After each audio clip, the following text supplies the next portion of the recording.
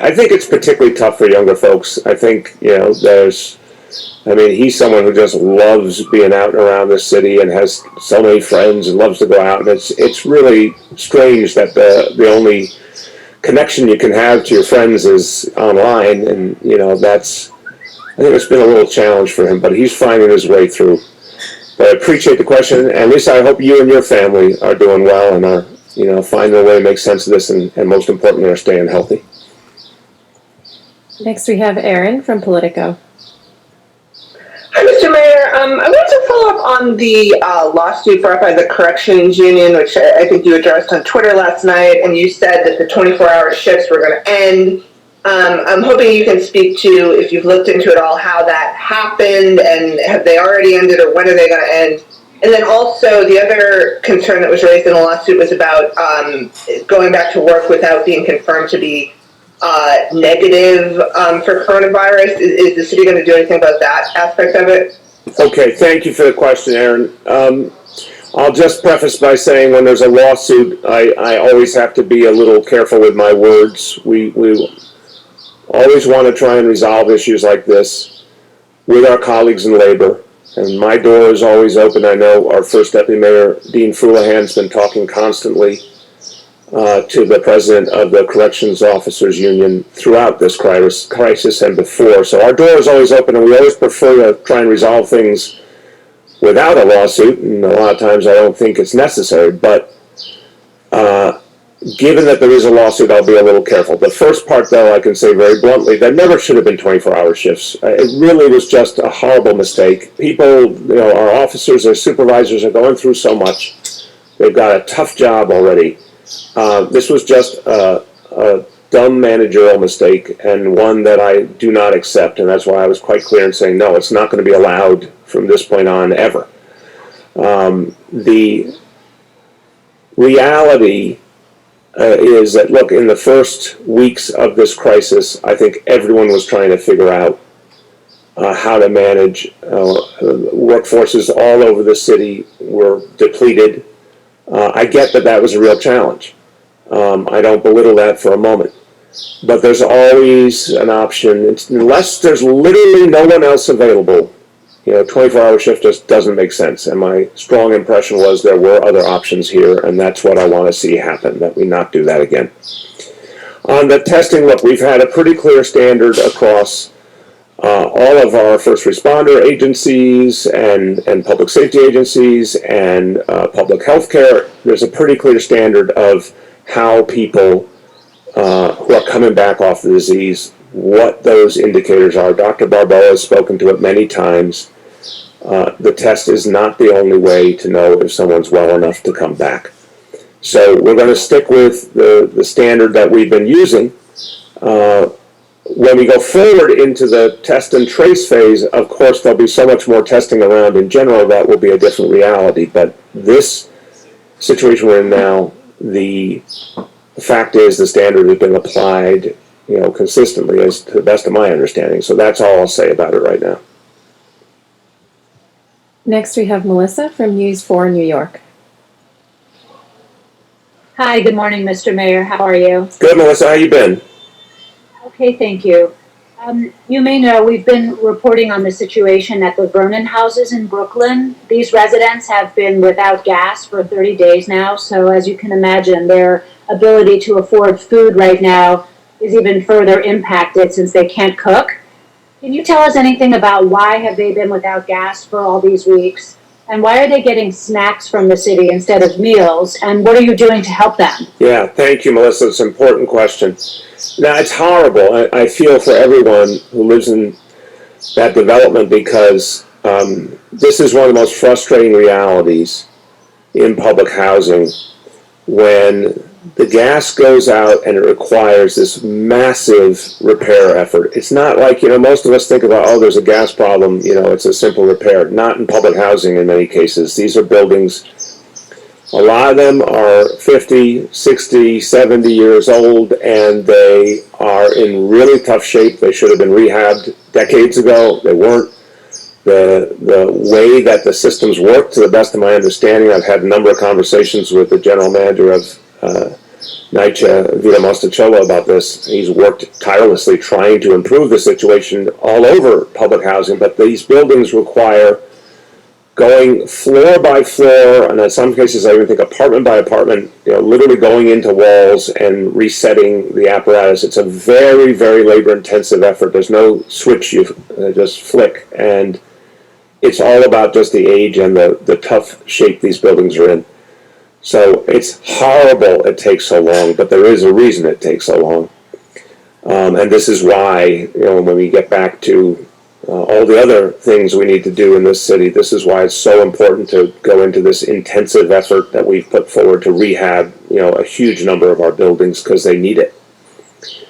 The food that's been provided, I understand from our food czar, Catherine Garcia, that it's been more than just snacks, to say the least, but that we want to increase or improve the variety of the food that's being provided. So we'll get you the details, Melissa, on what has been provided up to now. There is a certain amount of variety for sure that's been provided now, but we want to do more and better.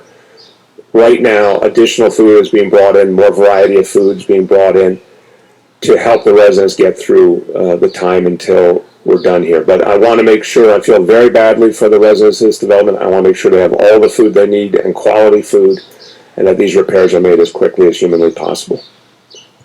Next, we have Mark Morales from CNN. Hey everyone, how you doing this morning? Hey, Mark.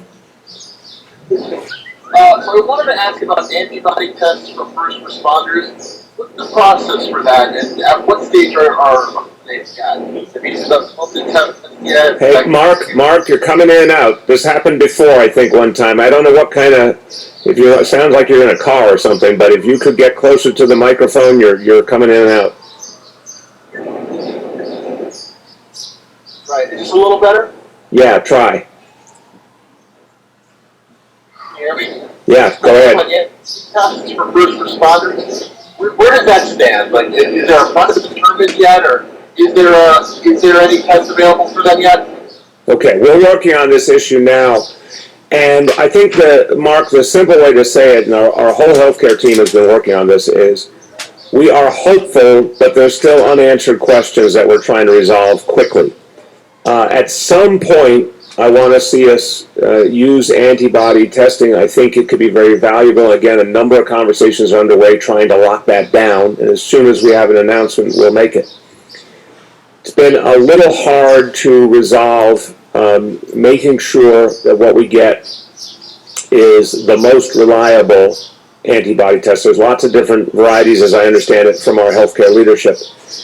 And we want to make sure that what we get is the most reliable, that tells you the most. As we've said before, the science still isn't 100% clear, and we want to always be really upfront with anyone who would get antibody testing that it is not a guarantee, it's not a rock-solid guarantee, even if you test positive in that case, that yes, you've been exposed to this virus.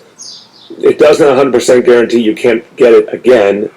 So when we get to the point where we can do antibody testing, we're really going to put up front, particularly to all the folks who work in healthcare, first responders, etc. You still need to protect yourself. You still need to wear the PPEs, etc. But it hopefully will tell us something important. And it is related, obviously, as well to the growing efforts to do the plasma treatment, and finding people who have previous exposure to the disease is important for that very meaningful effort. So we'll have more to say soon, but I think the simple way to say it is we're trying to get it right. We're trying to make sure we get the most reliable version, and we could do it obviously on a big scale. And as soon as we have that, we'll make an announcement. Next, we have Gersh from Streets Blog. Hello, Mr. Mayor, how are you doing? Gersh, have you finished baking yet? That's my question for you. Mr. Mayor, if you know anything about baking bread, you're never finished. I have dough in the fridge waiting for later, so ongoing process. Gersh, I know nothing about baking bread, so my question was asked out of pure ignorance, but I do want to say that we at City Hall have been waiting for our loaf. I think it's sourdough bread, I heard, and we have not received any sourdough bread yet, and just wanted to make that note. I don't want to endanger anybody, obviously, by sending it. Nonetheless, I know you have limited time, and I will get you some bread, but the City Council is taking up its bill today to require 75 miles of open streets I'm wondering two things. Could you give us a preview of what you want your transportation commissioner to say in her testimony? And then given that we have Dr. Barbeau here, perhaps I could get her to reflect on the health benefits, because this is not just a transportation initiative, it's a health initiative. The health benefits of creating more open space so people don't have to congregate in New York's increasingly crowded parks.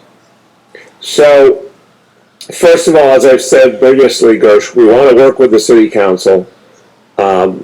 They're trying to figure out ways to address the problem. We are too, and we want to work with them. And I'll be speaking to Speaker Johnson about it. I think there's lots of interesting ideas out there we can work on together.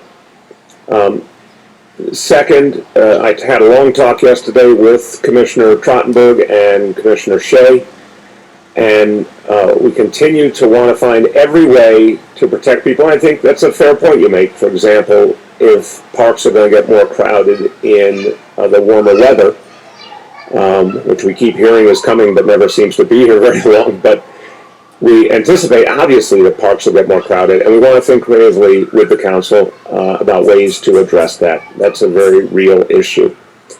But we also went into great detail yesterday about the different plans around the country and still feel that those plans do not connect with a lot of our reality. And so we'd have to create something different for New York City, whatever it may be. And there still, again, is the problem, and Commissioner Shea, obviously has given us some good news that the number of officers coming back has increased, but he's still far below the amount of personnel he normally has for regular, everyday patrolling of New York City and helping people in New York City, let alone for the new demands because of social distancing. So we've got a lot of pieces we have to work through here. I want the commissioner, as always, to say what she knows and what she's seeing, and I think she'll say that there are worthy issues to look at here, but there are very real safety concerns on the other side of the equation. If there's not enforcement,